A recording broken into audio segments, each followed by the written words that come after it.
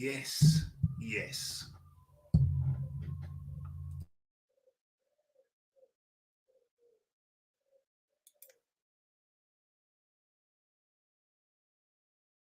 Mr. Raphael Dawkins with the Combat Radio and OMG. OMG. Let me turn down the volume on the music just a little bit. Let me get the levels straight. Let's get the levels. Let's do the sound check first things first. Let's bring that down. Let's bring up the screen. The correct screen. Where are we? Okay. Pressing a lot of buttons. Let's do the sound check without much further ado.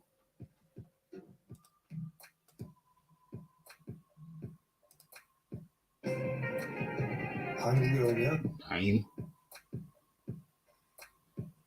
1 2 1 2 1 2 1 2. Let's see if we can get this. 1 2 1 2. Let's see if we can get this. Okay. We are good and we are live. Okay. Let's see what's going on before we bring in the Iron Kong. Let's see what's going on in the chat.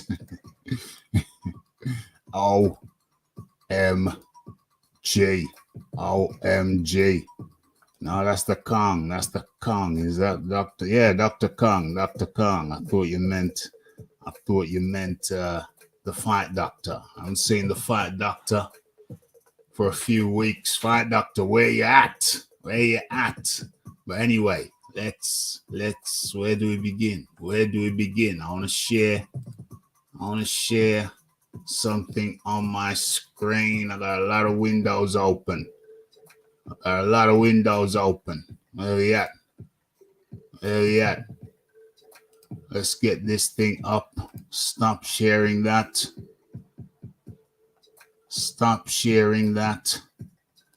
And let's start sharing this.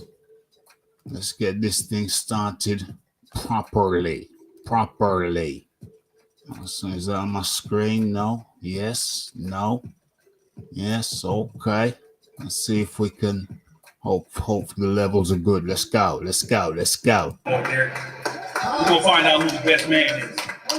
I respect you for what you've done in the game, but you ain't never went up against me or my staff. So you remember something. We've been here before. You trying to get there. All right? I can tell you how it is to be undisputed. You can't tell me shit. Sit back and watch this. Sit back and watch this. I promise you something. They gotta make a new way for you. Super heavyweight. Fuck you talking. All that shit you talking don't mean nothing. I can put my guns at you, you can put your guns at me, but at the end of the day, them two brothers got to get in the ring. That's right. All right, then, so shut the fuck up. Yep.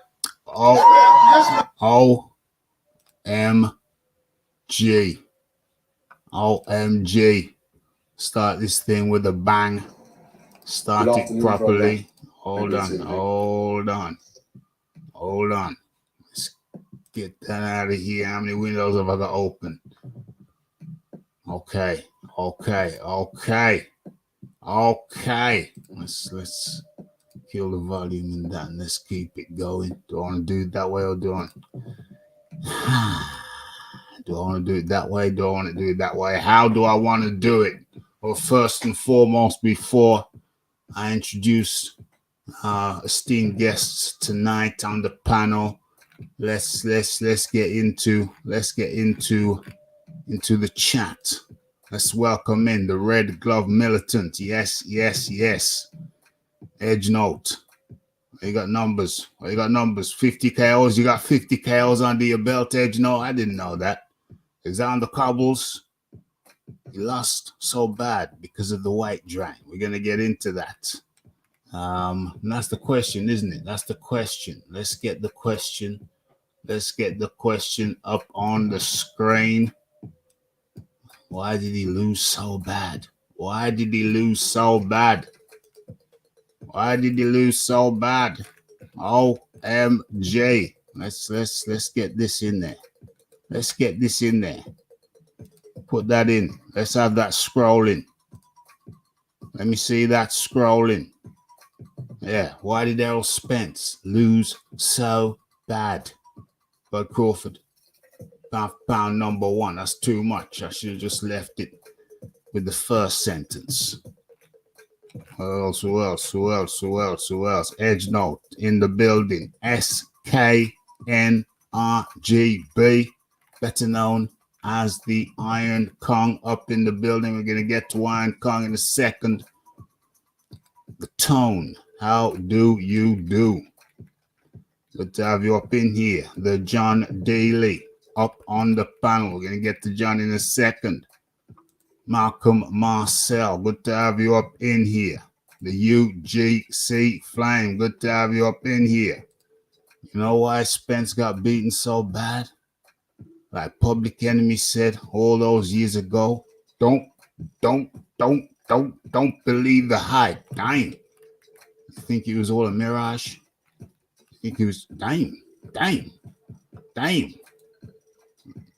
Just spoke about the fight doctor and say the fight doctor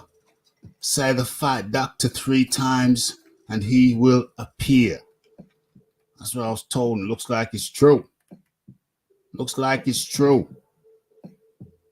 Why Derek James didn't throw in the towel? He was in too deep on that talking and would rather watch Spence get beaten for 12 rounds rather than throw in the towel and give Bomac the satisfaction. Is it really that? Is that what it really was? That'd be rough. Okay. So what am I saying? Well, what I'm saying, let's cut to another slide. The Rafi feeling slick tonight. Hope they don't take down the damn thing. You know how the YouTubes be. Let's have a look. Rafi feeling slick tonight. Hold on. Where is it? Oh, it's up there. Dime. Okay, we're gonna start this thing right. I'm sure we all saw it. Is it there? Yeah, we all saw it. Couldn't believe our eyes. Can't believe my eyes. Couldn't believe our eyes. Errol Spence came out, and even in the walking, he looked kind of gaunt. Didn't look like a good weight cut to mine. And then when the action started, I don't know when I realized, but I mean, obviously, you listened to the fight last Monday. You listened to the fight breakdown. You know, the Rafi, the John Daly had Crawford winning. John Daly was more emphatic in that belief than I, although I still believe it because, you know, I've had Bud Crawford as pound for pound number one for some time. So I did expect Bud to win, but I was hoping that Errol Spence would put up a far better show than he did. He looked drawn at the weight. I know Deontay Wilder said the same damn thing and he's caught a little bit of flack saying he's trying to make excuses. It's not excuses. It's just the fact that the guy talking about Errol Spence, he stayed at the weight for too long, and that's his fault. Could have moved up to 154 a long time ago, whenever, but he didn't. He opted to stay at this weight, and I think he was somewhat impaired in that ring for a number of reasons, not just the weight cut. But I do believe, I said it last week, I said it before, that Errol Spence is an impaired fighter. And I've heard, although I can't verify the source, but I've heard word that a brain specialist has come out and said that Errol Spence shows signs of lingering neurological issues. For my position, there's a number of factors working against Errol Spence, and all of them self-inflicted. The accident was The accident was self-inflicted. And all the consequences of that were as a result of the accident, which was self-inflicted. Staying at the weight, self-inflicted. He chose to do that. Keeping Bud Crawford waiting for years because he was apparently on the wrong side of the street, allowing Bud to fill out at the weight and getting more comfortable at the weight, self-inflicted. Not saying that the outcome would have been much different if he'd have fought Bud 3 years ago. I'm just saying, if he was impaired in there, and I'm not a medical doctor, so I'm saying if he was impaired in there, all of that was on Errol Spence. It's on him. But as far as Crawford's performance, absolutely scintillating. Absolutely scintillating. Everybody was surprised. I don't want anybody telling me that they expected Errol Spence to be dropped in the second round. No way, Jose. That shocked the world. That shocked the world.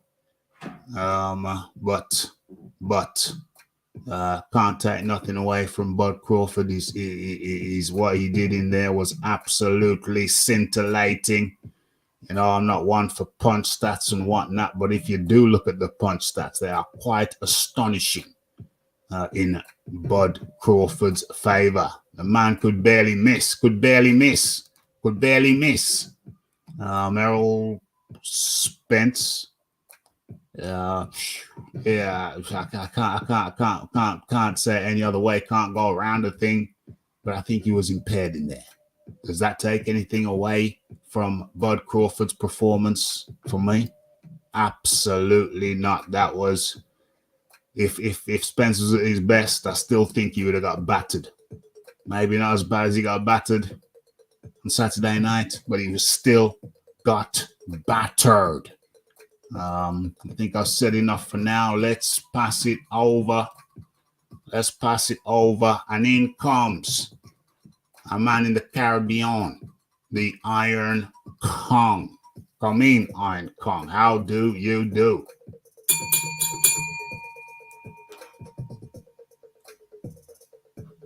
There's the Iron Kong. Might be on. Is he muted? No. Sorry, Rafi. Sorry. You hear me? Loud and clear. How you doing, Iron Kong? Oh, I cool, man. I was on a wrong account. I was actually helping some college students here.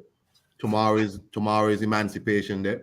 Excellent. So I was going through some work with them.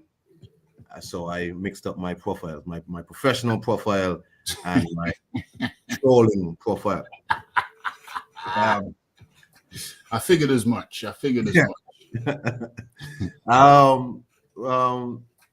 Well, anyway, so Terrence Crawford, whatever. I think a few people called this fight years ago. Like, people could see that this guy Crawford is a better, and people could see that they are clearly avoiding Terrence Crawford. When you're gonna make comments like, "Oh, why wouldn't I go the easy side of the street?" and you make up terms like wrong street and all this nonsense. Remember, wrong side of the street was invented by Errol Spence. Yes. You understand? Correct. Wrong side of the street, Errol Spence. Then when they meet up in the parking lot, garage, or wherever the hell it was, he was like, "Oh, why wouldn't I take the easier road?" Which is like fighting people, Mikey Garcia and them on his side, right? And you could see years ago, like, nah, they're not really too fond of fighting Terrence Crawford. The way they try to discredit him, try to act like he didn't exist, and all this stuff they bring up on the TV screen, all the best 140s, all the champions, and they don't bring up the WBO. For real. Keith, when he didn't have a belt moving to 147. Oh, go and get the belt. He beat Jeff Hahn. Nobody want the WBL. Nah. PBC don't rate the WBL and all this nonsense, right? So we could see that years ago that these guys have an aversion to fighting Terence Crawford because they know who he is. Yeah. Right? And this has always been how these guys operate. They make up all kind of nonsense excuses. They're backed up by their ridiculous fanboys. And it's like, well, we could see what this is. Errol Spence got taken to hell and back by Sean Porter. Terence Crawford got Sean Porter out of there. When he stopped Sean Porter, when Kenny Porter throwing the towel, remember, we talking about throwing the towel right now, right? What I'm saying to you is, when Kenny Porter throwing the towel, which for Sean Porter, Derek James and Errol Spence were critical of Kenny Porter. Very much. They criticize him. And so the fan base critical too. All he was doing was protecting his fighter and his son. You understand? Yeah. So I already see, I hear you say, maybe he was at 147 too long, but you said the right thing. That's his fault. Yes. He could have fought Terence Crawford when he was at 147 earlier, and he was fresher at the weight, pre car accidents and all of that, and pre excessive drinking. Well, again, even back then, I heard he was an excessive drinker back then. I was understanding that. I don't believe in none of this stuff about no way. I don't believe none of this, no other stuff. I see people online saying Errol didn't look good from the beginning. Like, at the walk-in, he looked dazed and confused. I'm like, he got in that ring. Yep. And as such, he got what happened to him. The same thing with Anthony Joshua. People say, oh, Anthony Joshua didn't look good walking to the ring and all that. Hey. As long as you step through them ropes, understand me? Whatever happened. Yes.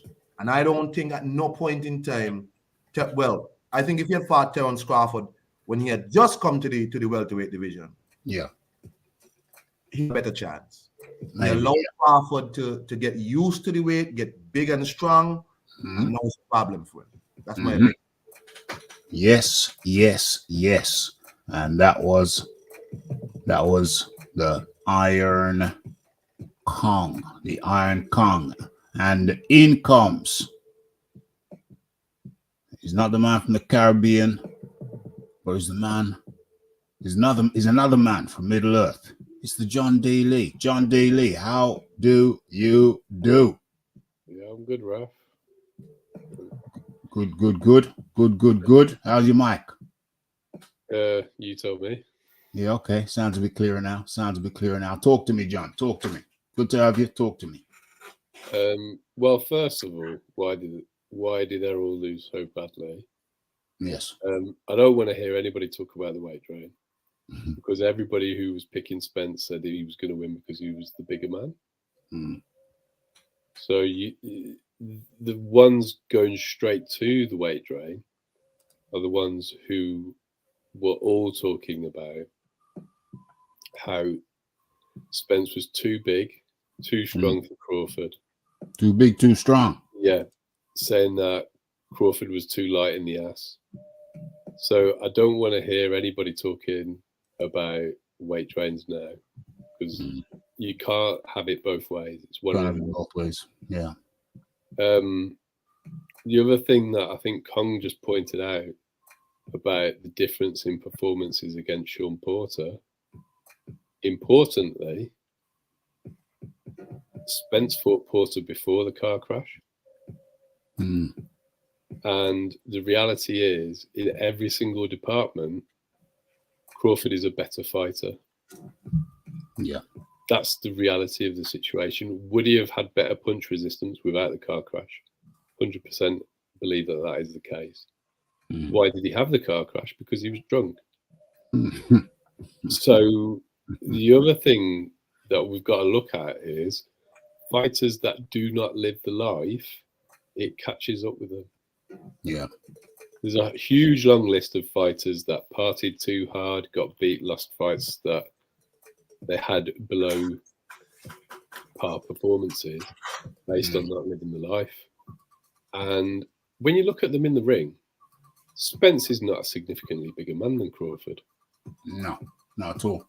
When you see them away from the ring, Spence is a significantly bigger man than Crawford because Crawford lives the life. He doesn't drink. He doesn't smoke. He's always close enough to the weight that he can make the weight. He's always training.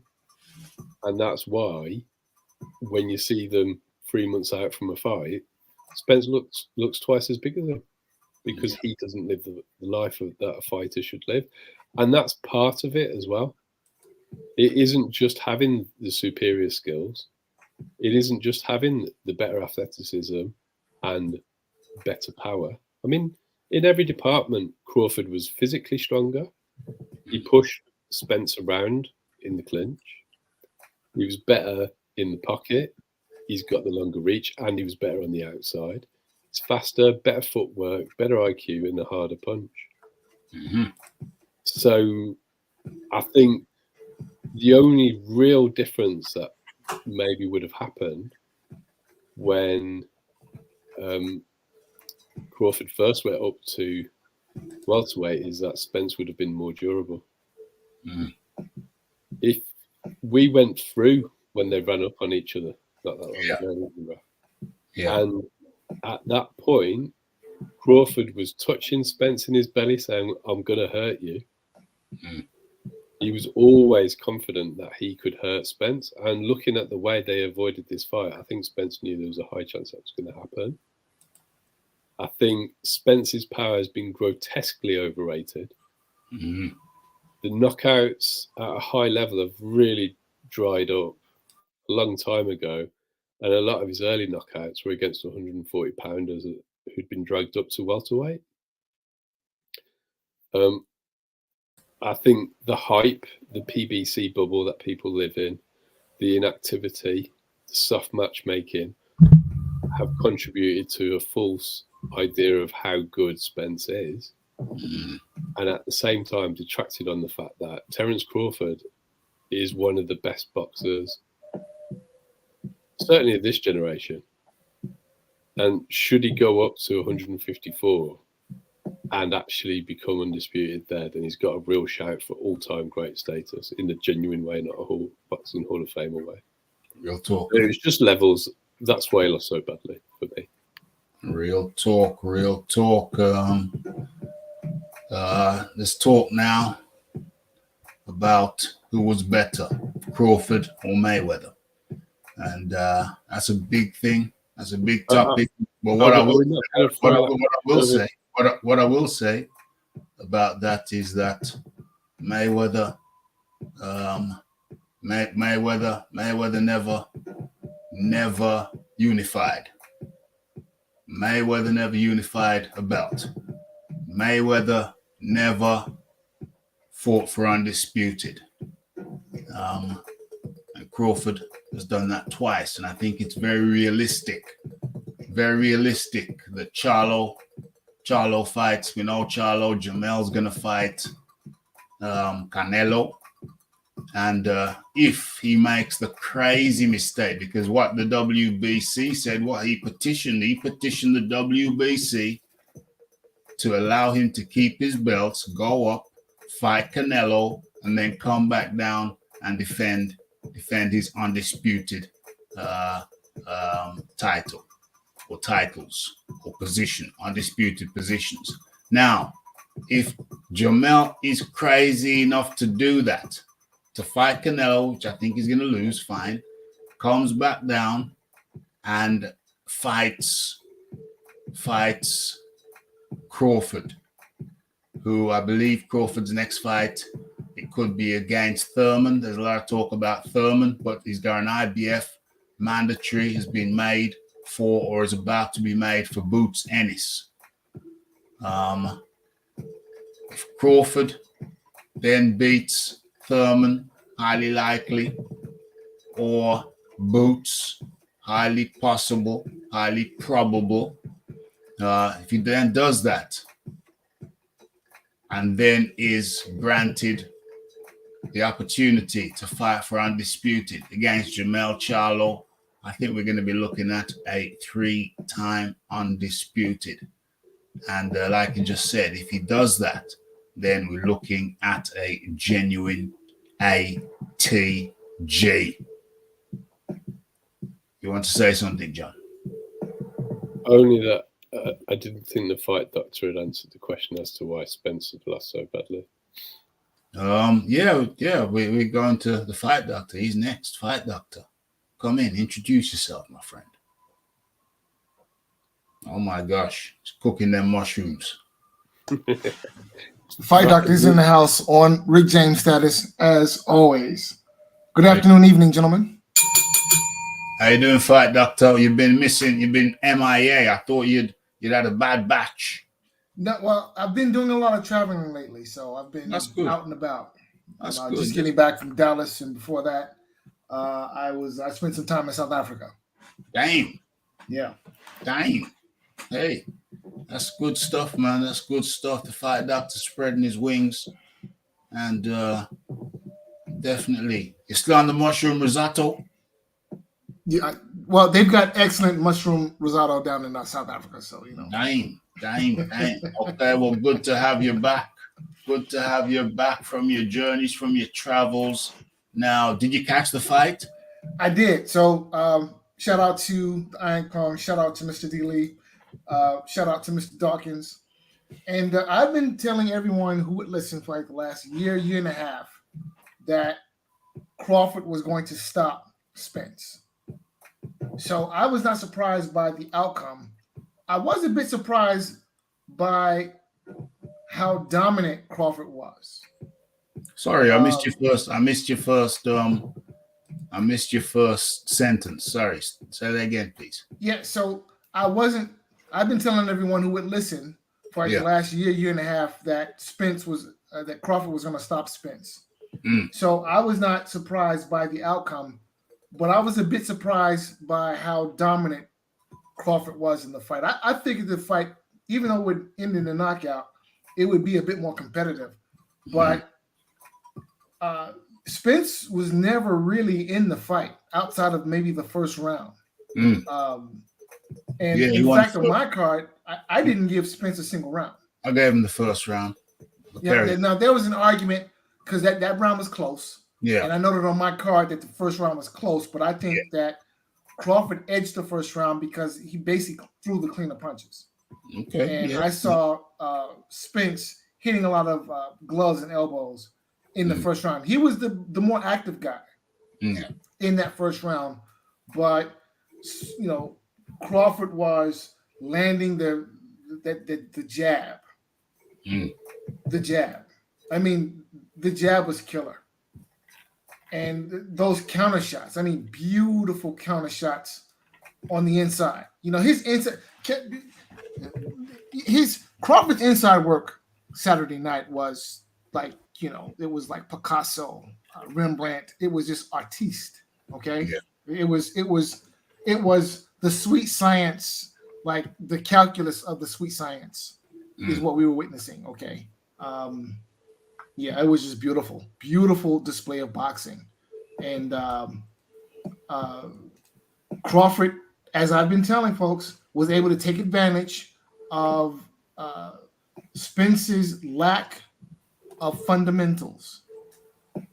You do certain things for a reason. That knockdown in the second round, Spence wasn't really hurt. You know, it's just that he got caught because he was doing things all wrong. And you know, another issue that I think has sort of been lost in translation is, you know, how do you confuse a southpaw? You put another southpaw in front of him, and it was painfully apparent that Spence really was just like, you know, deer in headlights with the look that Crawford was giving him because he just didn't know what to do. You know. He was throwing wild winging shots, you know, off balance, you know, basically threw his defense out the window. Just a beautiful display of boxing by Crawford.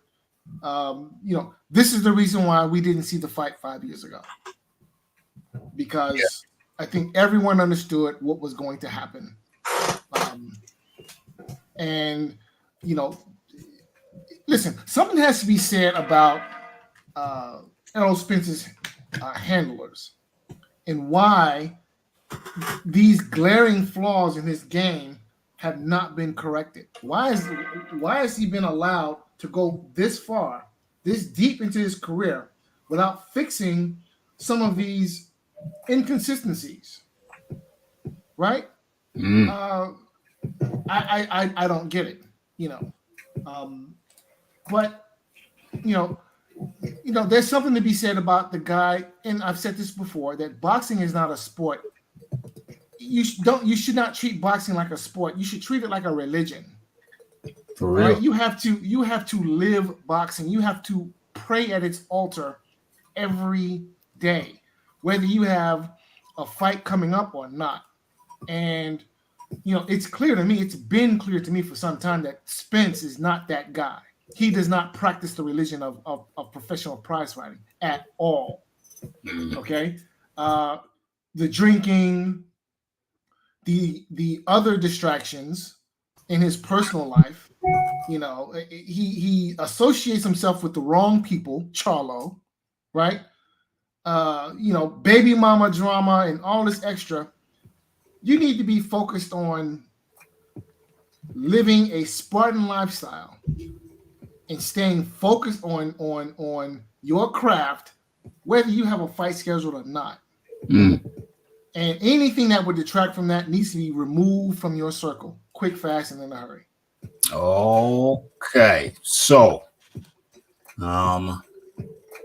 we've all discussed the battering. But there's another element. That we need to get into, and let me bring that up. Because Errol Spence said, hold on, let's get this up. Okay, so Errol Spence said that in regards to response to a question about a rematch, does he want a rematch? He said, oh, definitely want a rematch, but this time a 154. And here is Bud Crawford's response. You can hear it. Okay, let me line up the mic a little bit. Okay, let's see. Hopefully you can hear this. Moving up and wait for the rematch, it doesn't have to be at 47. Definitely don't have to be at 47. Like I said, I'm in a hurt business. 47 was kind of hard for me too. I was already talking about moving up in weight and challenging Charlo. So 54 wouldn't be outreach of anything. Are you interested in moving up and wait for the rematch? It doesn't have to be at 47. Definitely don't have to be at 47. Like I said, I'm in a hurt business. 47 was kind of hard for me too. I was already talking about moving up in weight and challenging Charlo. So 54 wouldn't be outreach of anything.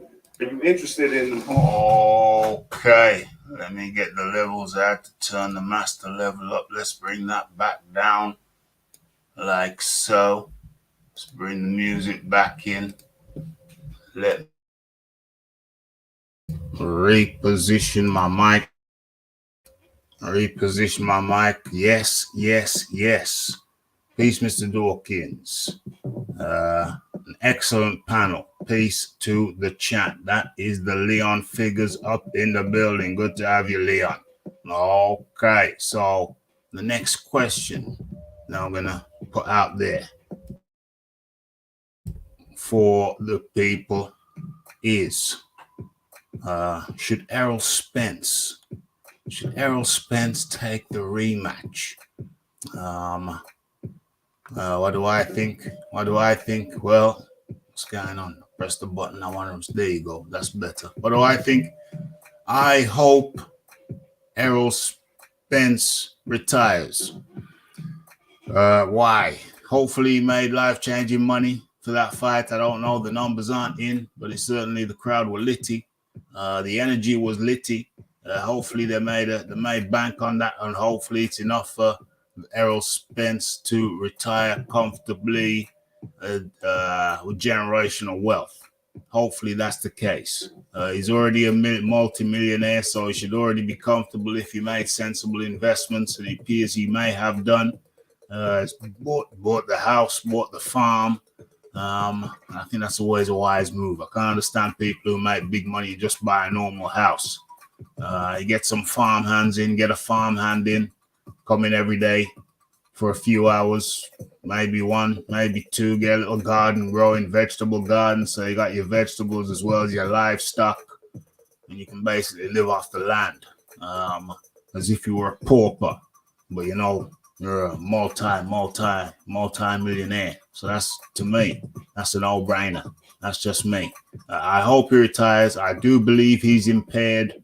I do believe that the punches just didn't have a snap on him. I do believe he stayed at the weight class for too long, and that has led to some of the impairment we saw in the fight. It's too big, stayed too big for too long, looked for an advantage and didn't get it. I don't think he's actually, when it comes to lean mass, I don't think he's actually that much bigger than Bud. Because when I saw them on the scale, to me, it looked like Bud actually, a lot of people are going to say, what are you talking about, Raf? But actually, if you look at the skeletal frame, I do believe Bud is as wide as Spence, if not a little bit wider. I think lean tissue, I think they're pretty much the same damn size when it comes to athletic size. And if they go up, Spence will be more comfortable. But I just see another beating. I'll be honest with you. I just see another beating. I think Spence is impaired, and Bud would have beat him at his best, at Spence's best anyway. So I think, you know, I said it before. Something that crash must have shook some things loose. We know he knocked his teeth loose. He had to get them out. Some of them. We know that he inspiring, apparently he got a detached retina. Oh yeah, well and good, but I think that got shook loose. That could have got shook loose in the crash too. And in the crash, he broke an orbital bone. So he's incurred a broken orbital bone anyway. That's a lot. That crash shook some things loose and smashed some things. I can't believe that he could be the same person, the same guy, but that's not an excuse. I just think Bud's better, and the PBC.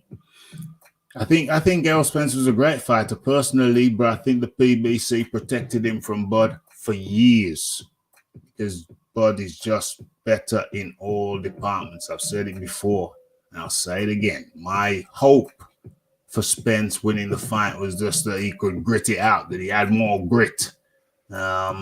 Maybe theoretically he was bigger and he could grind Bud down, but coming in bigger anyway, you're grinding yourself down at times. So Bud was just the better fighter in all aspects, and I've had Bud as my number one pound for pound for a long time. Well, listen, the Iron Kong's probably still at work. Let's get him in. Let's get your take. The rematch at 154. Spence says, yeah, he definitely wants a rematch, but at 154. Talk to me, the Iron Kong. Did Crawford say that it doesn't have to be at 147? It doesn't have to be at 147. He'd be cool with it being at 154 anyway, because he was tight at the weight too. He's having difficulty getting down to 147 now, so he'd be cool with it being at 154. I mean, that's fine by me. I mean, if Crawford really wanted to be a spiteful guy, he would have said, no, my belt's at 147. And so you don't have no, because remember, Kell Brook had called out Errol Spence for a rematch at 154. And Errol Spence said, you don't have no belt at 154. I'm not coming up there for no belt at 154. Yeah, he called him 154. He said, fight me at 154. Yeah. And Errol Spence said, you don't have no belt at 154. So Crawford could have said, you don't have no belt at 154. All the belts at 147. I have them. Okay? For real. You come back down here. Because For real. remember, Crawford is supposed to be the smaller man. But anyway, I think Crawford is correct. I think at his age, it's getting tougher to make that weight. His intention is to move up and fight anyway.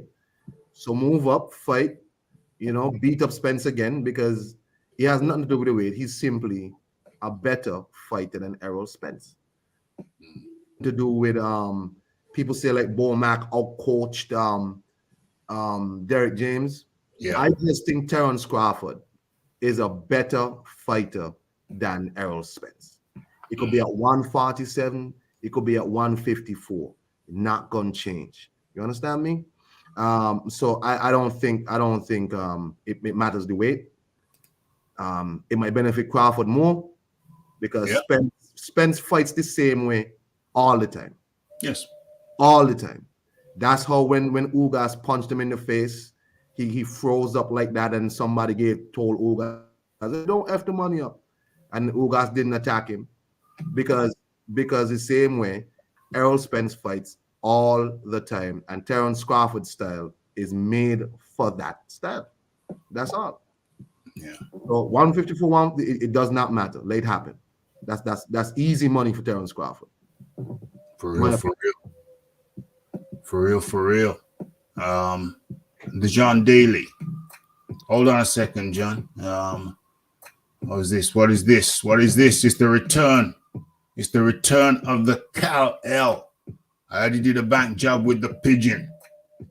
And Pigeon ratted him out. Come on, tell us the story. Tell us the story, Cal. Is it true you did a bank job with a post office job? I did a post office job with the Pigeon, and then there was something about the split. You said you wanted 60-40. John, it's good to have you back anyway, Cal. We was worried about you. We're saying seen you for months. We was worried about you. Glad the hacksaw blade was in the cake. Okay, so you can post again. Okay, John Daly, talk to me. I don't think Spence should fight again. I'm with you, Rafi. That was a horrible beating. Yeah, that in itself, without all the other issues we've talked about, could be enough to really do a fighter and not let him be in a good position to continue. I don't know how true it is, but people are putting around there that a neurological specialist has also said that Spence is showing signs of not being right. Did you hear me mention that earlier on? You're not the only one I've heard mention it. It's been going around. I've heard quite a few people mention it. Okay. No, I'm just saying. I mentioned it early on. No, you did. I know you did. Oh, cool. Okay. But I heard a few other people say it today as well. And Yeah. So I don't know how true that is. Neither do I. I don't know how a neurological specialist can tell without doing the proper due diligence either. Yeah. However, history shows that fighters who've taken that type of punishment are often never the same afterwards. Plus, he's got a detached retina. Plus, he's got all the other things that have happened to him in the car crash. And it would just be a cash out. Yeah. And if anything, if you look at how his advisors and his corner treated him in that fight when they should have stopped the fight, was it the 6th or the 7th where there were 2 knockdowns? It was 2 knockdowns. Was it the 7th? He got knocked down in the 2nd, the 4th, and the 7th. Well, I definitely think by the 7th, Fatal should have come in. Yeah. And if they allow him to fight Bud Crawford again, then they are only concerned about their own pockets and not the welfare of Errol Spence. And as for what weight it's at, that's completely irrelevant. PBC, are trainers allowed to throw the towel in with PBC fighters? champions. Well, I mean, maybe they're not. I mean, I can legitimately believe that that's actually something that isn't the case. However, we have seen a well-known incident where a PBC trainer has thrown in the towel. Yeah. And ultimately, what would they do if Derek James chucked it in? What they're going to do? There is a precedent, as you're alluding. Yeah. There is a precedent. That's why I asked the question. I asked the question seriously. Are PBC trainers? I wouldn't be surprised, Raf, if they're actually instructed that they're not allowed to, because the TV rating seems to take priority over everything else. Yeah, I don't think trainers of PBC fighters are allowed to throw in the towel. I don't think. But let's be honest, if they were to try and do something to Derek James, he's got other names in his stable that would mean that it wouldn't necessarily affect him as badly as. Yeah, indeed, indeed. And I just think that if anyone's got his best interest at heart, there's no way that they will allow Errol Spence to box Terence Crawford again. And I'm not really sure that they should let him box again at full stop. Yes. The fight doctor, I just got to bring in Edge Note and I'll get straight to you. He's been waiting patiently. The Edge Note, talk to me. Yo, nice everybody. Hey, Mr. Dawkins. Hope all is well. Fight doctor, yes.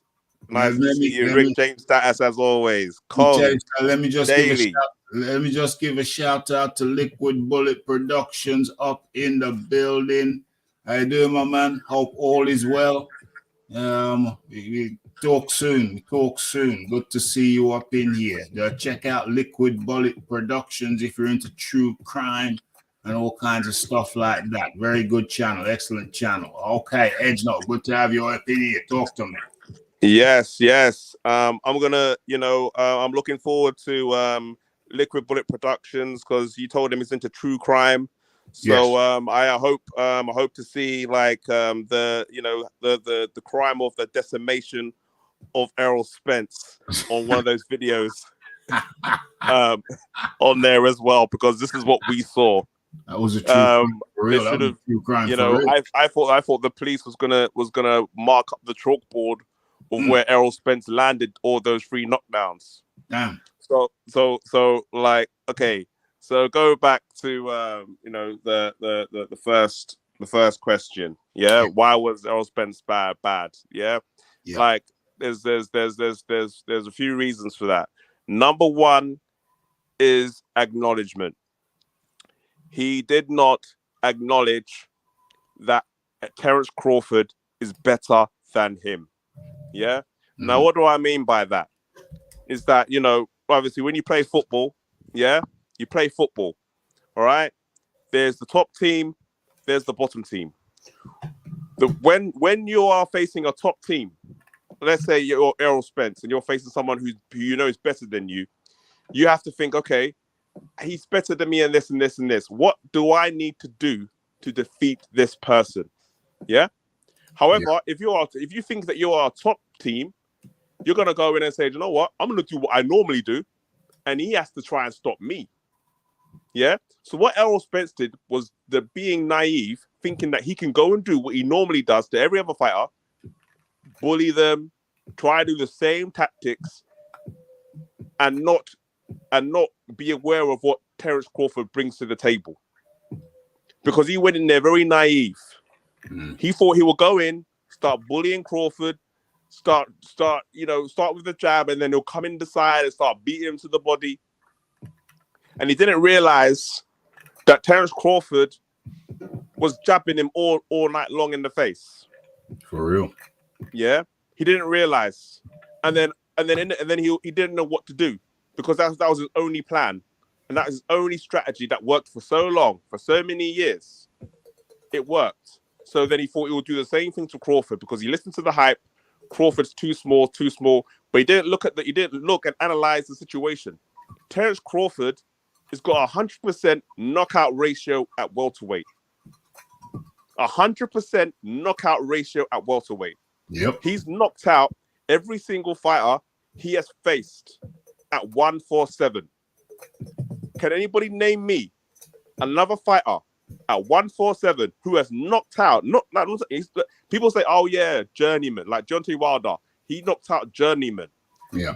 Terence Crawford, Sean Porter, Errol Spence, Kell Brook. These people have never been stopped. He's come and stopped all of them. He should have analyzed the situation and go, wait a minute, this guy is supposed to have no power, but he's knocking out everybody. Put the math together. Put the math together. Do the math. Do the math. Okay, this guy's possibly dangerous. This guy's stopping guys that I couldn't stop. You know, okay, Spence stopped Kell Brook, but that's, you know, broken eye or whatever. Yeah. But yeah, he stopped Sean Porter. He went life and death with Sean Porter. Crawford stopped him. Okay, I need to analyze why is he stopping all these opponents? What do I need to do to counteract that? But he didn't do that. He done his own thing, thinking it was going to get away with it, and it didn't work. And then he got his ass beat. So that's the number one reason why he lost. The rest of the stuff, tired, weight drain, all that. Yeah, you know, if he, that's all excuses at the end of the day. If he won that, he was the same with Ugas. In the Ugas performance, he fought exactly the same way. The only difference is Ugas don't have the tools to as Crawford did to stop what Crawford Spence was doing, and he got connected a lot of times in that fight with Ugas. So, like, do you know what I mean? So the warning signs are already there. Yeah, he was food to Crawford from back then. Do you know what I mean? Accident or no accident, he was getting caught by Sean Porter. He was getting caught. Do you know what I mean? This ain't the first. He wasn't invincible. He was getting hit before. Yeah, and he wasn't knocking out guys. He was knocking out guys in the beginning. This is PBC's method. You get a bunch of people to knock out. Thurman did the same. He was knocking out bare people, and then he faced top guys. He couldn't knock them out anymore. Spence, same thing. Knock out a lot of guys. Fought top guys now. He couldn't knock them out anymore. So but then Crawford came up, fought all the guys, and knocked them all out. Do you know what I mean? Like there's levels to this. When you see him knocking out guys that have never been knocked out, and stop the way he's stopping them, that's when he should be worried. Anyways, he's a little bit naive in that sense. And then number two, what's Errol Spence should be doing next? Yeah. I think that Errol Spence, with his injuries and the way his face got beat up, I think he should retire. However, I don't think that's what's going to do. I think he's going to go activate the rematch, and he's going to do it 154. And the main reason is it's not about the money. Yeah, it's not. I don't even think he thinks he can beat him. I think it's just all about pride. He got beat up so bad. This is the worst beating I can't think of. Maybe I'm wrong. Maybe there's some historians in there. They can tell me. But I have never seen an undisputed pay-per-view top match where someone has been beaten in a one-sided fight, decimation so bad that has happened to Errol Spence. I can't think of any. Any historians in the chat can name something. I haven't seen it. Yeah, Mayweather Corrales. What, like a one-sided beatdown? Mayweather Corrales was pretty one-sided. Yeah. So he's gonna want the rematch just for pride, to say, you know what, I'm not as bad as what people think. I want to kind of get some respectability and at least in the rematch look better. Do you know what I mean? So that's why I think he's gonna do the rematch, and then after the rematch, he's probably got up to 160 because there's no point going 154 because that's where Crawford is, and he ain't gonna be. And anywhere, any division Crawford's in, he ain't winning no belts. Let's leave it like that. So tactically, I'll tell him to move up to 160, fight at 160. Then he has a chance of winning, being a world champion at 160. But anywhere, any division that Crawford's in, you know, he ain't winning no belt. There's no point in fighting at 154. You know what I mean? So that's what I think is gonna do next. And one thing about Terence Crawford, before I leave it on to everybody else, Terence Crawford has used one of the most, and it's not Spence's fault. The jab that Crawford used on Errol Spence he couldn't stop it. That punch, he couldn't stop it. He did it. How Crawford stance. If you notice how Terence Crawford does his stances, he doesn't. Errol Spence's stances, he has both hands up. Terence Crawford has one hand up and one hand down. He has his first he has one of his arms crossing over his face, and he uses that to dodge and to jab. The key punch in that fight, if you watched it, I watched the fight 4 times. It's the hand which is down. It's the hand which is down that connects every single time. Yeah. And I'm telling you right now, I'm telling you, anyone that watched Michael J. White and that video of Kimbo Slice, you know what I'm talking about. Yeah. When you have your hand down, you just push it straight forward without no jolt or nothing, and it connects. Terence Crawford has learnt that punch. So when he was doing it, he was disguising himself with his movements. So people think he's going to use I think it's the right hand he was going to use. No, was it the right hand? I think no, it was the left hand. He went southpaw. Yeah. So he's using his right as the jab hand. So he was covering, and then when Spence will try and punch, he'll just lift it up. He'll just lift it. So that's why when you see him get the knockdown, he's punching, people think it's not hard. But it doesn't have to be hard. When you're peppering his face all throughout every single round, eventually, when you're punching something long enough, it's going to get a dent. With the power, with the power hand. Yeah. He's in the southpaw stance. He's using his power hand for the jab. But he couldn't avoid it because of where the punch was coming from. The punch was coming from below. When you're jabbing from up, you can see the jab coming. When you have the hand down, you can't see the jab coming. So when you connect with the first jab, then it doesn't matter about the rest. You're stunned from the first jab, and then he's so fast, he does his overhands, and then he does the rest of the punches that looks great, and then you hit him in his ear, which affects his equilibrium, and that affected him as well in that fight. Because when you get hit in the air, same like Anthony Joshua, when you get hit in the air, you're fucked. Temple shot. When you get hit in a temple shot, you're fucked. Good points. In comes. Just finish off your point there. You summarize what you said. But that's the main thing about Terence Crawford. Terence Crawford was doing kung fu in there, man. He is already in the Hall of Fame, one of the greatest 2-weight world champion. And if he wants to do more, 3-weight world champion, I think he beats both the Charlos, no problem. That's not a prediction, that's a spoiler. In comes the man like the fight doctor. Talk to me. Yo, shout out to Edge. This good to have you back, bro. Yeah. So in terms of the rematch, I honestly don't believe there's going to be a rematch, and here's the reason why. Boxing is a business, first and foremost. Now, they asked the U.S. audience to spend $85 on his pay-per-view. And I bought the pay-per-view. We had a fight party at my brother's house in Dallas, and I had a blast. I made $120. Damn. Off of the Errol Spence fans.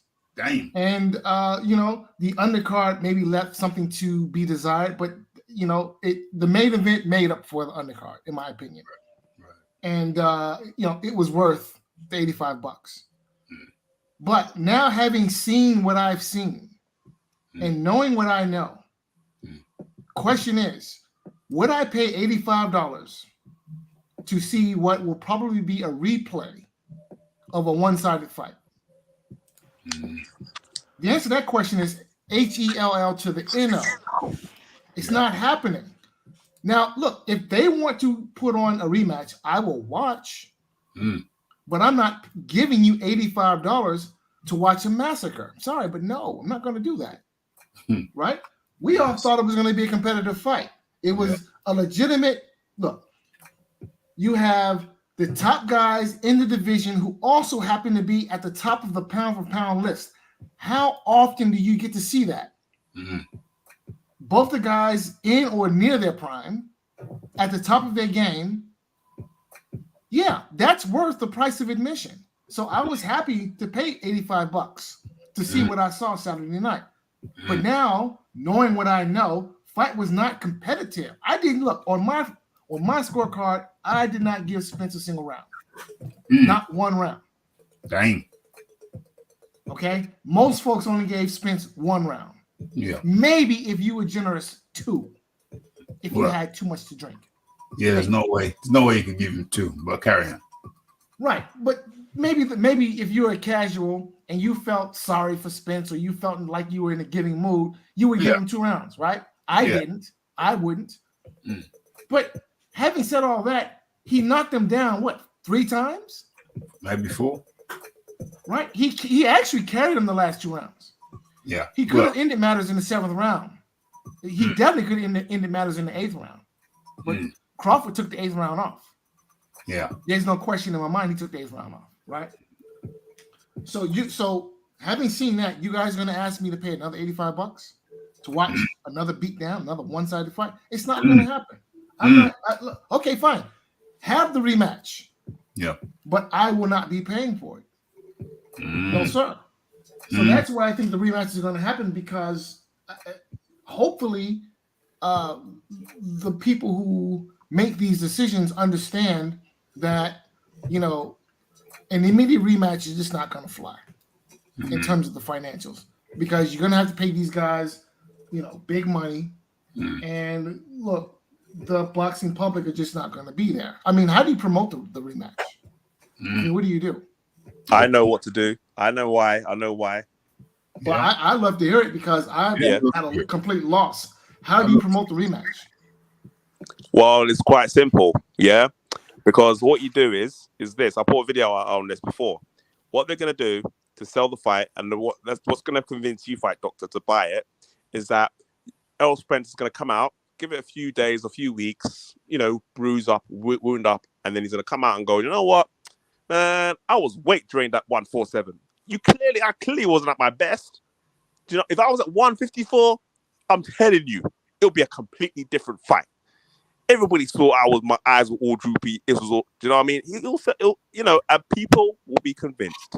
No way. People out there, you know it, Fight Doctor, you know it. The same thing when we saw. Even the LDBC generals ain't buying that. No, because what happened? Even the LDBC generals ain't gonna buy that one. Yes, they will. Do you know why? Because what happened when Wilder fought Tyson Fury in the second fight?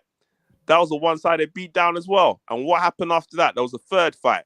And why was there a third fight? Because there's still that belief out there that, you know, if someone never gave the drink, the trainer didn't give him the drink, the suits, this.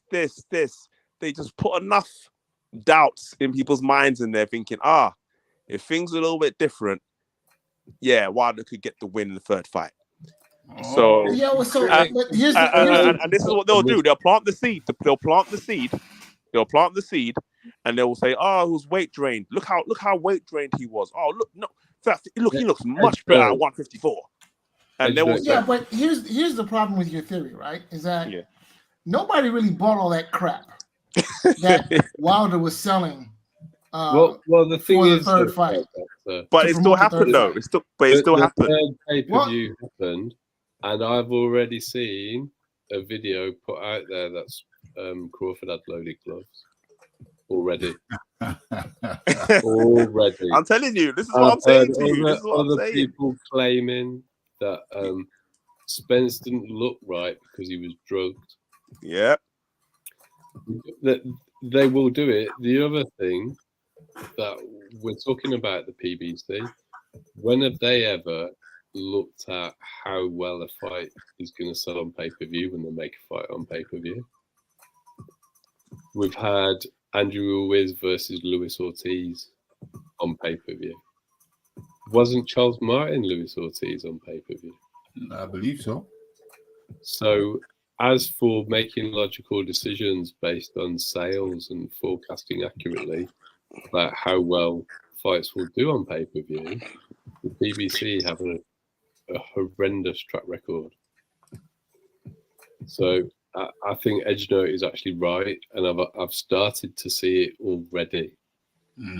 I don't think people are going to buy it. People are going to sell it.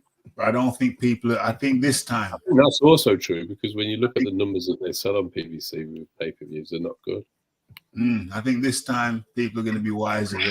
Some people desperately wanted to believe in the horseshoe, in the glove, desperately.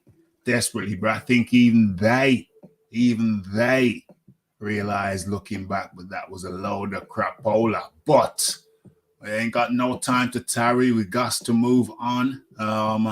And this is an interesting one. It's an interesting one because in the man in the corner for Spence, is none other than a Mr.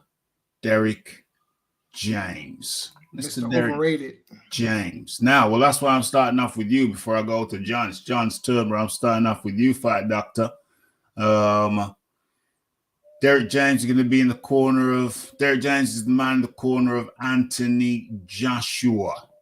Talk to me about your feeling of Derek James. There's going to be questions. I'm just getting ahead of the curve. There's going to be questions. Derek James, Anthony Joshua. Talk to me, Fight Doctor. So, look, I think we all saw what we saw Saturday, and you have to ask some questions about what exactly the hell is going on in Errol Spence's camp, where this guy is allowed to have these flaws that are glaring and that they have not been corrected this late in the game. Why is this? I mean, how is this allowed to exist? Look, ultimately you have to point the finger at the fighter himself, because Errol Spence should recognize his own shortcomings and take the steps necessary to correct his problems, his shortcomings. If you have to go with a different trainer, whatever it is you need to do. But some of the blame also lies on Derek James. You are this guy's trainer. Why does this guy have these particular set of flaws that everybody can see? I've been telling folks from day one that Crawford would be able to capitalize on Spence's shortcomings. Okay? And that's exactly what happened. So, yeah, I mean, I honestly don't know what to say. I mean, I understand why, why Spence has been allowed to have these flaws this late in the game, because at the end of the day, boxing is a business, and, his handlers treat him as a commodity. If it ain't broke, don't fix it. He puts butts in seats. So, as long as he's winning, why do we need to fix, a winning formula? So I get it. I understand. Spence is happy to go about knocking over, people who have been essentially lined up for him to knock over. Now, he's fought some good fighters. I'm not going to, I'm going to give Spence credit for having beaten people like, Danny Garcia. Danny Garcia was a very good light welter. There's no question. Danny Garcia is a good fighter. That was a good win.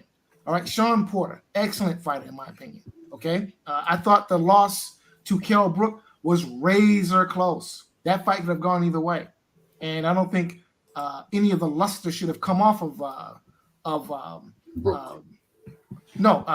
I don't think any of the luster should have come off of Sean Porter because of that loss. Because that was a very competitive fight, and Kell Brook is an excellent fighter himself.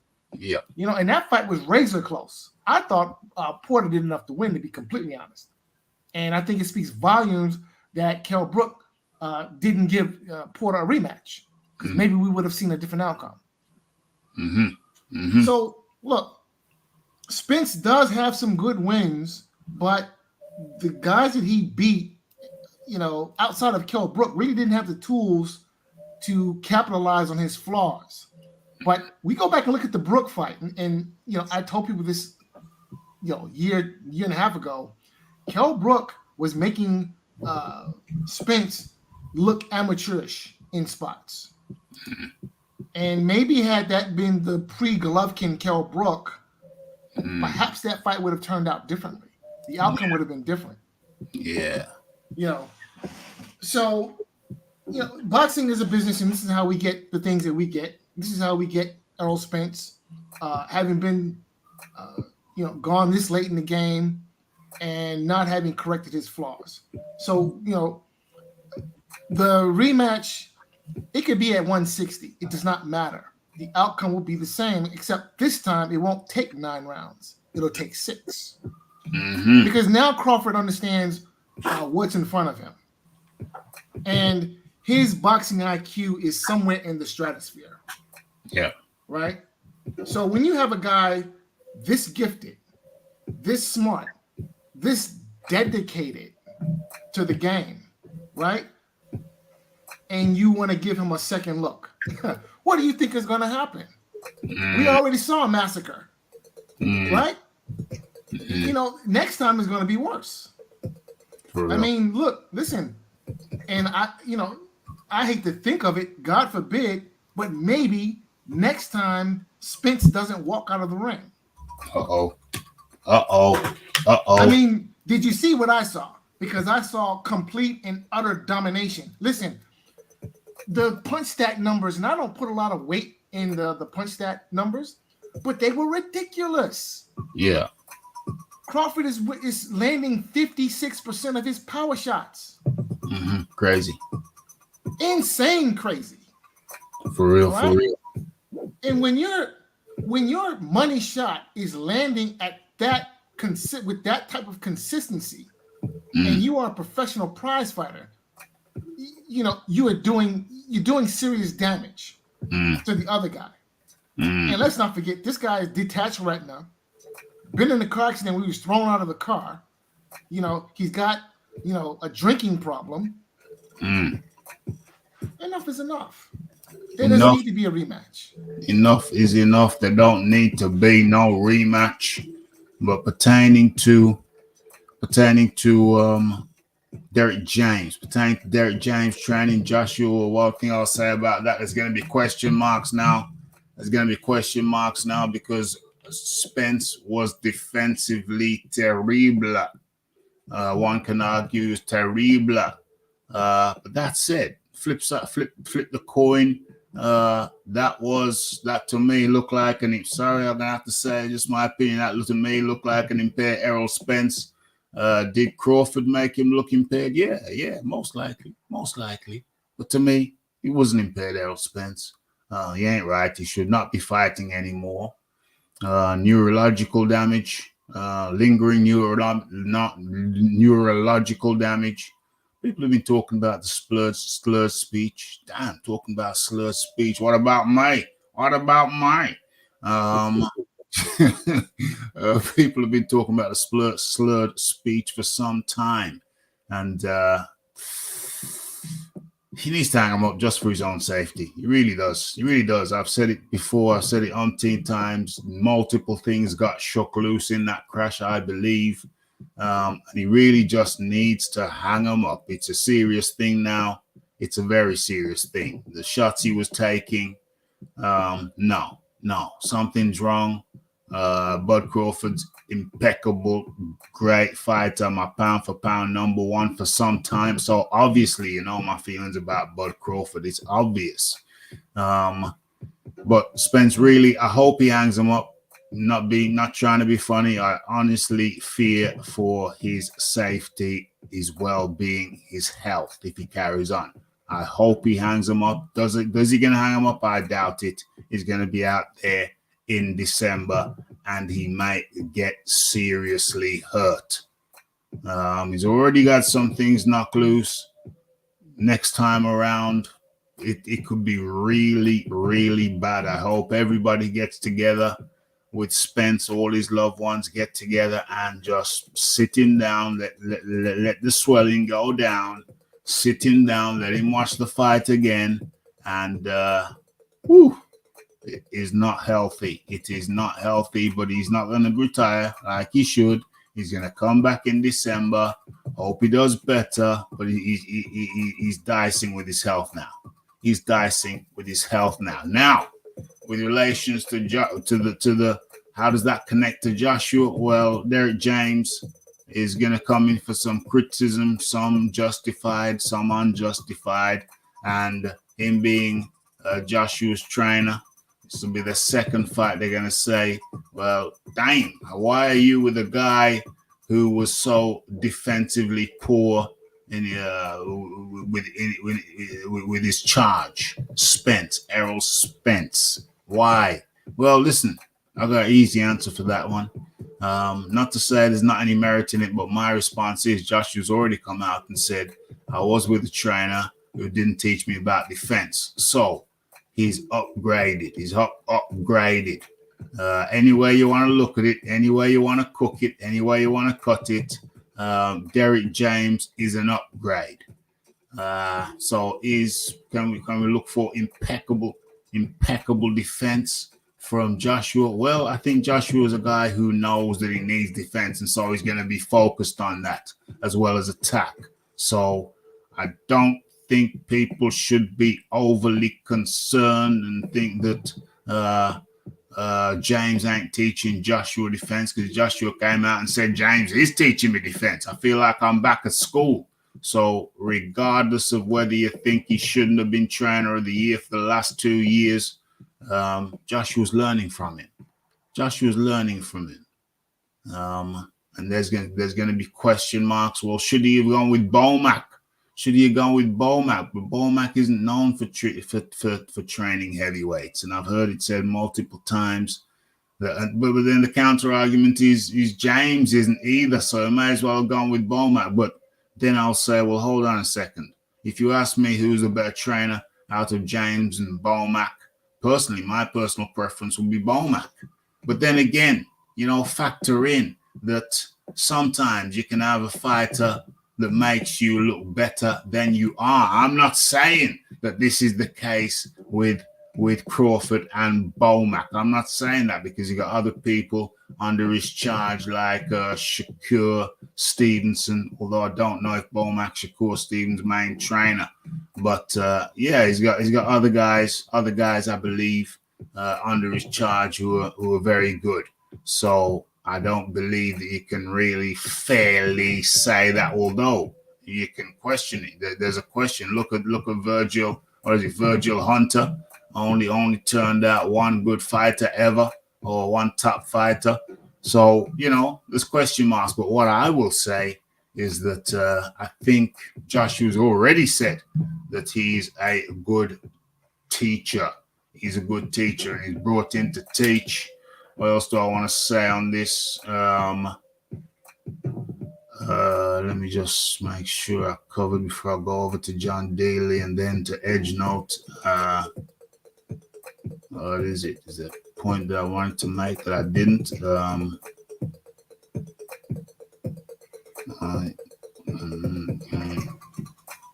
Yeah, and I don't think Spence carried.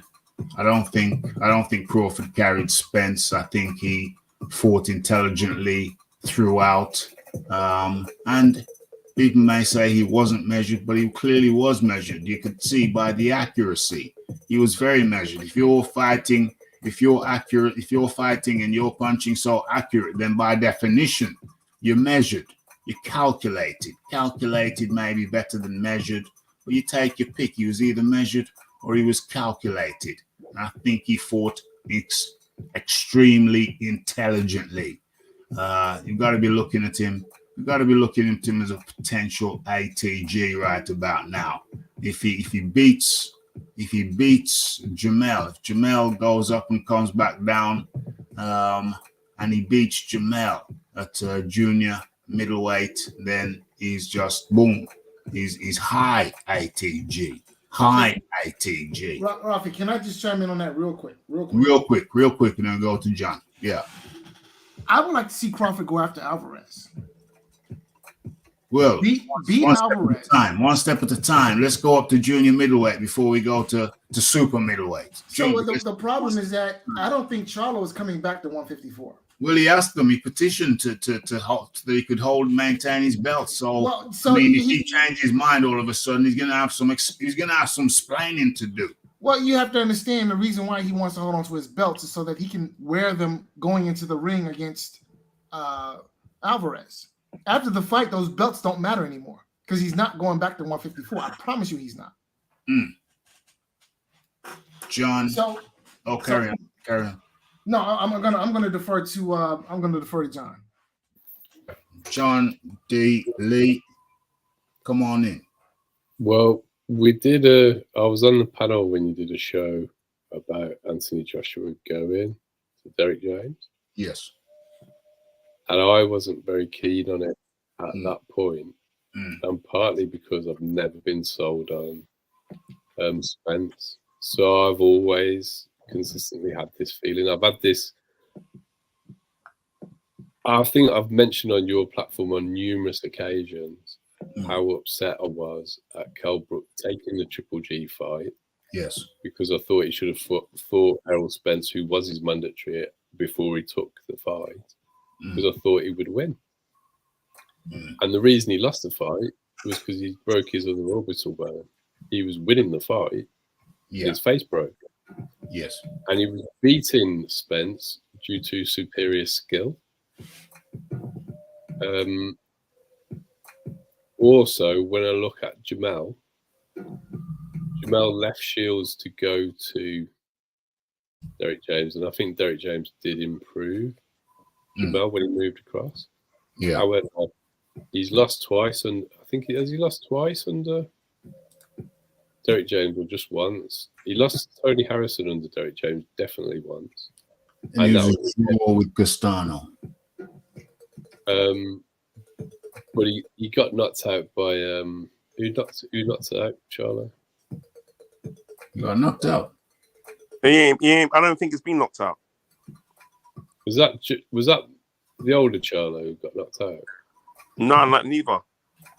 No, I'm sure one of them got knocked out. But he definitely lost to Tony Harrison under him anyway. And again, Tony Harrison. And again, that was based on a lack of skill, which has always been my concern, that he's a bit basic as a trainer. He doesn't necessarily... He does focus on the fundamentals, yeah. He doesn't necessarily impart high-level skills. I don't think it's going to show up in the Dillian White fight because Dillian's a flawed fighter that AJ's already beaten. And I'm not really sure it's going to affect the Wilder fight if that happens either. Because Wilder's skill set is so poor. So I don't know how much of an impact it's actually going to have on Anthony Joshua, but my point is I've never rated Derek James as a trainer in the first place. On top of that, though, as for Bomac, I mean, it's very hard to tell how good Bomac is, because I think Crawford has not only got extremely good skills and IQ, he's got tremendous athletic ability as well. Who's got tremendous athletic ability? Terence Crawford. Yes. If you look at his hand speed, his power, his physical strength in such a small package. Yeah. Those are ingredients that a trainer doesn't necessarily give to the fighter in the first place. Yeah. So in this particular case, it isn't necessarily that Bomac is an infinitely better trainer than Derek James, although there are rumours circulating that Derek James didn't put any southpaw sparring in with Spence ahead of this fight, which if that is true, that's a real problem. If that is true, I would eat a whole box of Jaffa cakes in one go. He definitely didn't practice pads with him in the southpaw stance, but that's probably because Derek James can't do pad southpaw. I don't necessarily see that as a problem, but I would be interested to see who his sparring partners were and how many southpaws he did actually spar, because tactically, They had no answer to the southpaw at all. They made no in-ring adjustments. And if Anthony Joshua is getting a severe beating, I very much doubt that a towel will get thrown in to save him. Yeah. So what was the question? What was the question? Derek James and how yeah. he's playing as Anthony Joshua. Oh yeah. Edge note: Derek James is going to be coming in for a certain amount of flack. We don't know how much yet. I suspect he'd have got more flack if he'd have thrown the towel in, though, strangely enough, because I don't think PBC, trainers of PBC fighters or certainly champions are allowed to throw in the towel. But the quality of Derek James, people are going to be looking at him. It was a competition not just of the fighters, but of the trainers. And it appears that Bomac has won the battle of the trainers. Now Derek James, the spotlight might be turned on Anthony Joshua again, because, you know, mainstream, some of these mainstream cats like to criticize him for anything. So Anthony Joshua might come in for some flack now because he's got Derek James as a trainer. Is Derek James an acceptable trainer for Anthony Joshua in light of the perceived defensive frailties displayed by Errol Spence last Saturday?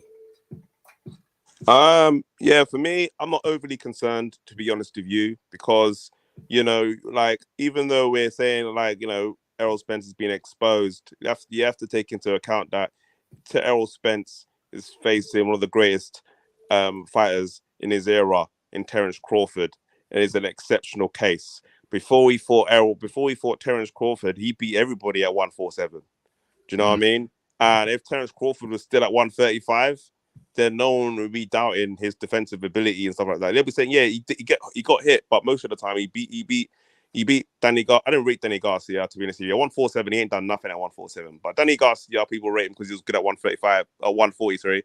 But 145, 147, he ain't done nothing. He ain't beat none of the top guys at 147. But he beat Danny Garcia, so people rate that. He beat Ugas. He beat Sean Porter. So he beat Kell Brook, even though, like, I believe that if it wasn't for the broken eye socket, Kell Brook would have beaten Errol Spence. And that's why Errol Spence didn't want to rematch Kell Brook, because we all know if the rematch happened, it probably would have been a different outcome. And do you know what I mean? And that's the reason why he didn't fight Crawford for so long as well. Do you know what I mean? Because he told the game plan already. When they had the discussion, the argument where they were both in the same place together, they had the argument and it was all over the news and everything like that. Yeah, he told Crawford the game plan. He said, "Nah, I'm gonna fight everybody first, make my money, and then I'm gonna fight you next, fight you after." So he already said the game plan. Do you know what I mean? So I knew what was going to happen before, because he said he was going to fight everybody first, make his money, get pay-per-view, and then fight, and then cash out against Crawford when the time comes. Do you know what I mean? Amir Khan did it with Kell Brook. That's what they do.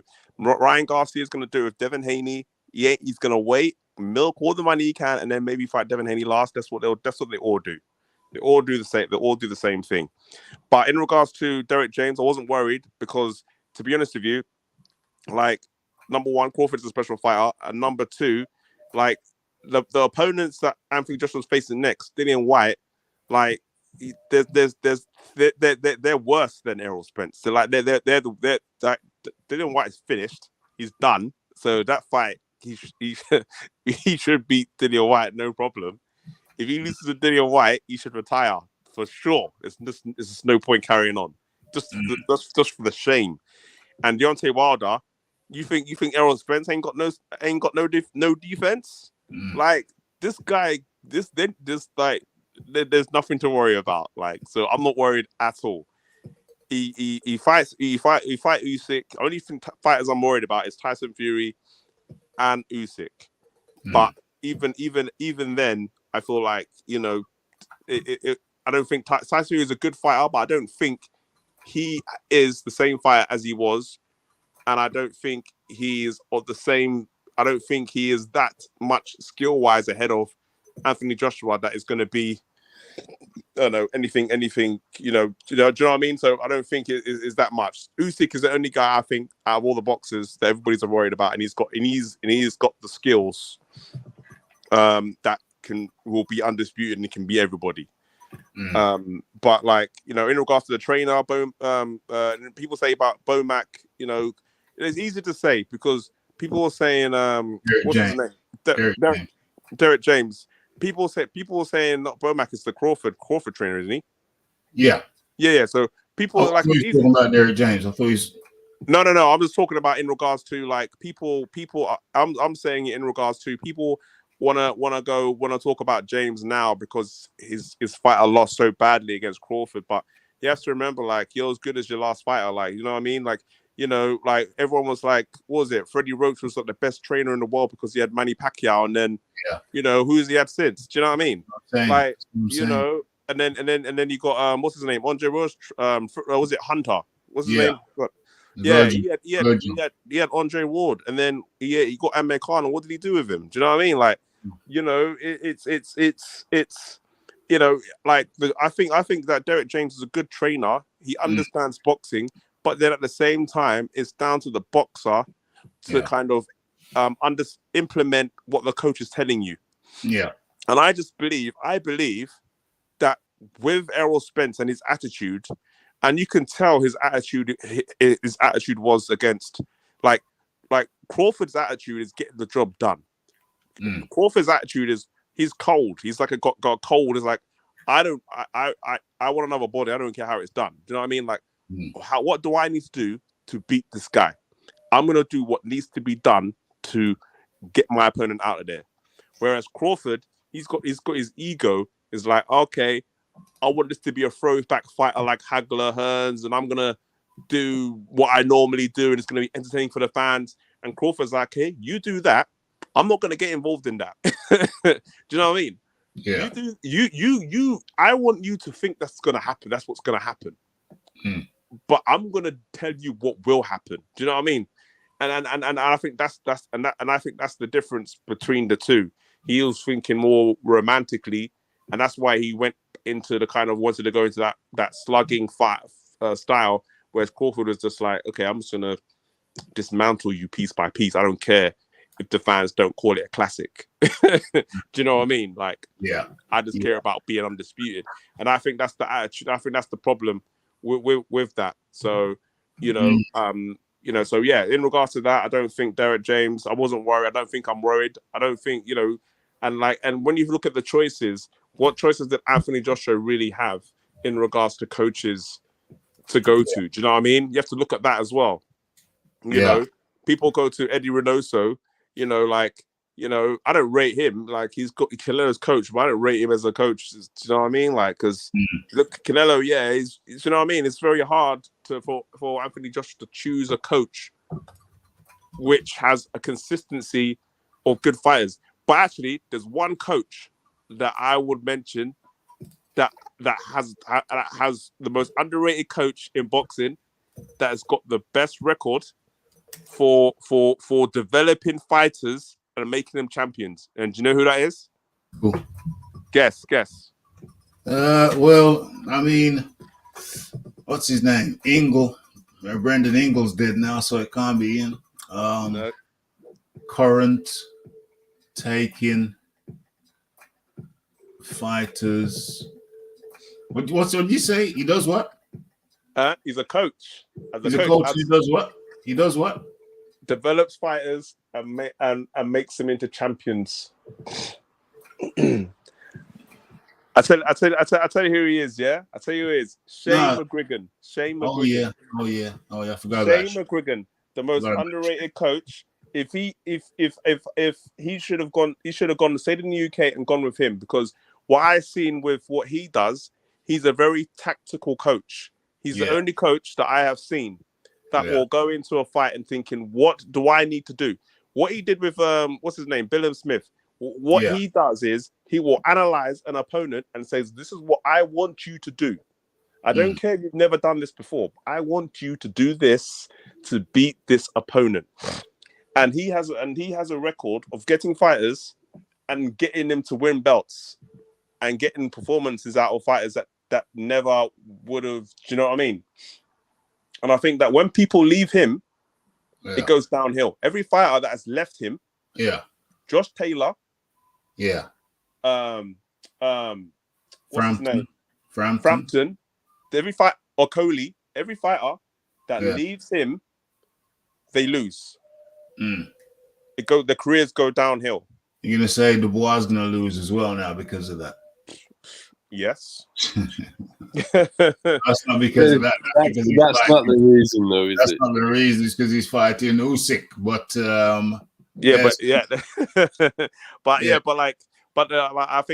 think that's the only coach I would say that if Anthony Joshua went to, I'll be happy because I know he's going to go. I have actually put McGuigan as a good coach for AJ as well in the past.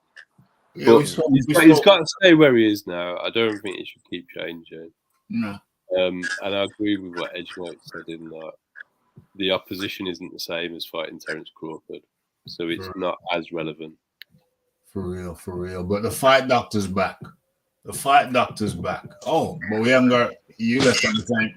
You left on the same question though. I think you left on the same question. Okay. So we've done an obligatory 1.5 hours. So basically it's wrapping up now. It's the wrapping up.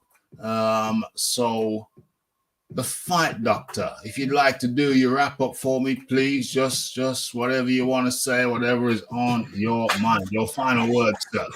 So we don't need to see a rematch. I'm into seeing competitive boxing matches, and I want to see a guy like Terence Crawford challenge himself and put himself in a position where he can be dressed down in glory. And there's nothing glorifying in beating up a guy that you've already beaten up, totally dominated. Why do we need to see that again? So I would hope that somebody in Errol Spence's corner would advise him against taking the rematch. And if he does want to rematch Crawford, and there's nothing wrong with that, I understand these guys are competitive, but be smart. Get a tune-up first. See where you are. Where are your facilities before you jump right back into the fire. But having said that, I want to see Terence Crawford write his name down in the same book as the all-time greats. Have his name written down in the book with the all-time greats. And I think his vehicle to get there would be beating Canelo Alvarez. And I could certainly see him getting a W. It would be hard, it would be difficult, but Alvarez is on the downside of his career. And he's rapidly deteriorating in my view. And I could definitely see Terence Crawford outboxing that guy for 12 rounds and walking away with a decision. There's weight classes for a reason. I agree. There are weight classes for a reason, but at the same time, look, skills pay the bills. And when you are a supremely skilled fighter, as Crawford is, a couple of pounds really is not going to make that much of a difference. I mean, look, they are about virtually the same height. And I would bet that Crawford probably has a reach advantage.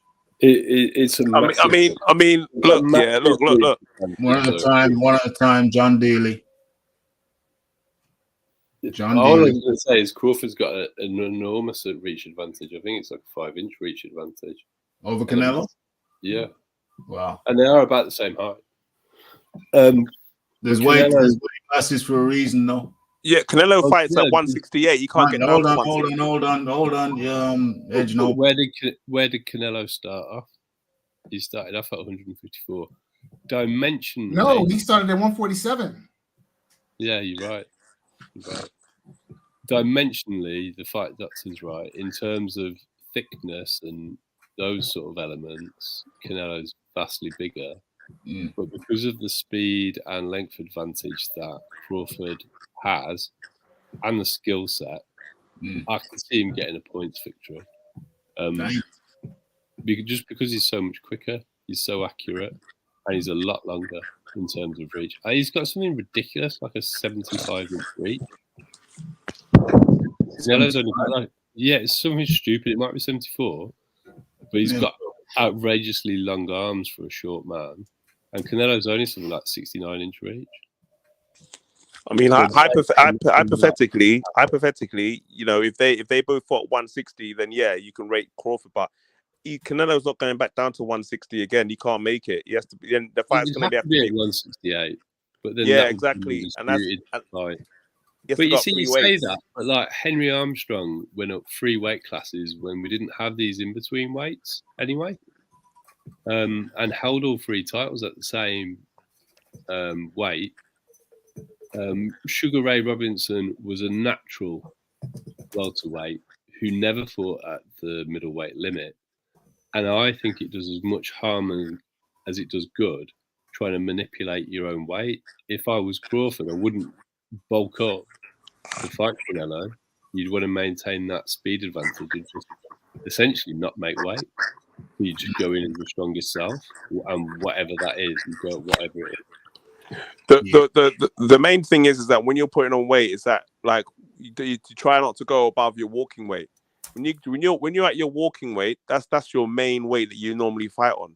If you try and go above your walking weight, then all it's going to be is fat, and then that's going to slow you down. And that's what a lot of fighters make a mistake of doing, is when they're going up. If like, you know, if you're 147, he's drying down for 147. But then if his natural weight's 160 and you fight, then it's fine. It's not a problem. But if you start going above your natural weight, like Crawford's natural weight is 160, his walking weight is 160. So that's him naturally. If he goes up to 168, that means he has to build more, and for that time frame, it's going to end up being fat. And that was the problem with Amir Khan when he was putting on weight to fight Canelo. And you can see at the weigh-in, that was all fat that was on there. It wasn't muscle, it was fat.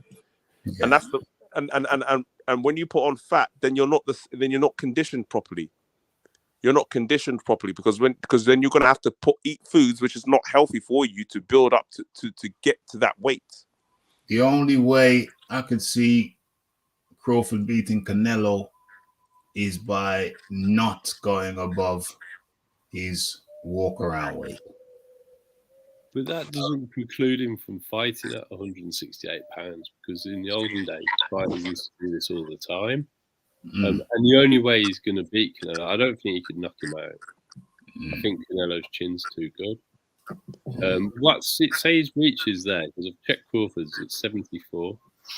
Canelo's is 70. Canelo's is 70 and a half, and Crawford's is 75. 3.5-inch reach advantage and a speed advantage. So he could look to go the distance, stay away from him, and win it on points, because he's got a foot speed advantage and a hand speed advantage and a length advantage. Yeah. Well, I don't know if that would be if that happened, if he actually fought Canelo and beat him, that would be something else. That would be something else. Yeah. I mean, I just feel like, number one, Canelo won't fight him. He just won't do it. You know, I don't think he'll take that fight when he doesn't need to. You know, but then if he does fight, it'll be at 168. But then if he goes up, then he'll lose all his advantages that he has in the first place. The speed, he doesn't need to put weight up. Like if he was to do it, he should just go at whatever weight he walks around at and trains at. I completely agree with the bulking up idea. That's not a good thing to do. But then they'll be fighting at around 160. But then if the weight limit's 168, I don't think they're going to allow the fight to happen if he's below the weight. If he's that far below the weight limit, he has to try to get to 168. Yeah, because I don't think they'll sanction the fight. Realistically, I mean, he could walk in with what? Some dumbbells in his pocket. I don't know, a couple of fights. But they're not going to have that. They're not going to have that. They're not going to have it. He can go in at 161 pounds because he's above the middleweight limit. Okay, 161. Okay. Well, that's interesting. That's something to chew on, because I don't think I've ever really had a conversation about Bud Crawford fighting Canelo. I don't think I've ever had that conversation. It's interesting. It's food for thought. It's food for thought. I mean, my initial thoughts are going up to welterweight. That's fine. He's going up to junior middleweight. That's fine. Going, and then I thought to me that was the cap. Junior middleweight, pushing it at the most middleweight, but man's talking about going up to super middleweight. So where are we now? Junior welterweight. He's got a undisputed. He's become undisputed at welterweight. I think he can realistically, if Jamel comes back down with all the belts, I think he can realistically beats Jamel. I think he could realistically go up to middle and beat Jamel, but Jamel's only got one belt, so I don't know about that. So it would have to be the Canelo fight. So that would be belts at 1, 2, 3, 4, pretty much down 5. that would be crazy, yo. That would be nuts. That would be absolutely nuts. That would be nuts. Not ruling it out, but it's dying, what a task. That would certainly give him reason to stick around, because he did allude to, I've been training since I was 7. I'm 34 now. So he has alluded after the fight to, his time in competitive sports coming to an end. So dying, beat who's next? Maybe Jamel, if Jamel comes back down for undisputed, and then Jamal, because I don't think he's. Oh, maybe Canelo says okay. So if he beats Jamel, Canelo says okay at super middle. He goes up to 161. He's got to weigh 161. Jeez, that would be something. My mind ain't ready. My mind ain't ready to accept Bud beating Canelo at super middle. My mind ain't ready for that. I'm gonna have to chew on that.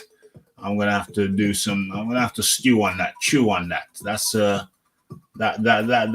That's just incredible. That's just incredible to my mind. Not impossible, just incredible to me. That's something I'm just gonna have to ponder on.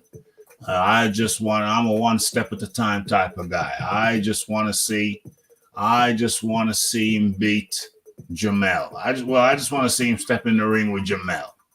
Will it happen? Highly unlikely. I would love to happen, but I don't think there's any way Jamel steps in the ring. Bear in mind that Jamel was ringside, and I commented on the live commentary. I commented that Jamel looked like he was at a funeral.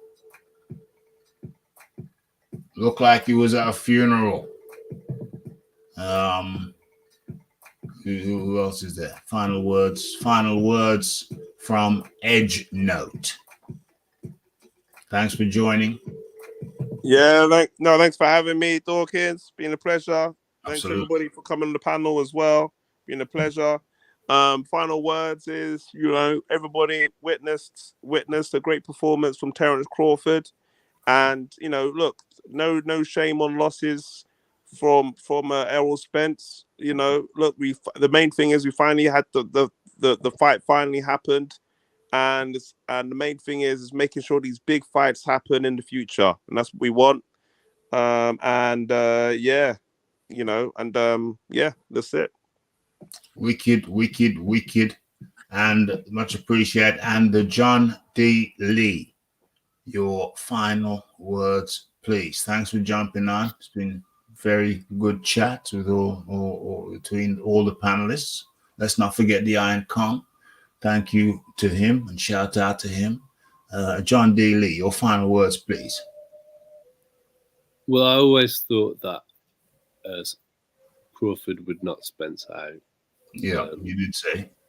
I've been, and I definitely think that Spence should retire for his own health. Yeah. I don't want to see him get any more hurt than he was there. It was a bit brutal.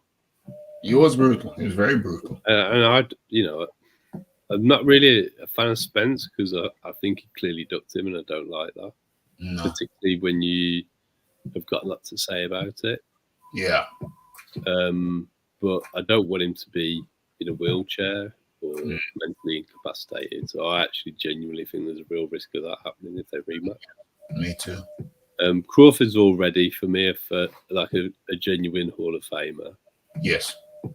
And to get to an all-time great status, I don't think he needs to beat Canelo. No. I can see a route to victory. I think beating Jamel at 154 and being undisputed at 3 weight classes is enough. Yeah, that's concrete. But when you look at people like Henry Armstrong and other people, how they used to do it, they didn't blow up in weight when they went up a weight class. They just went in at a fighting weight and fought them. Right, yeah.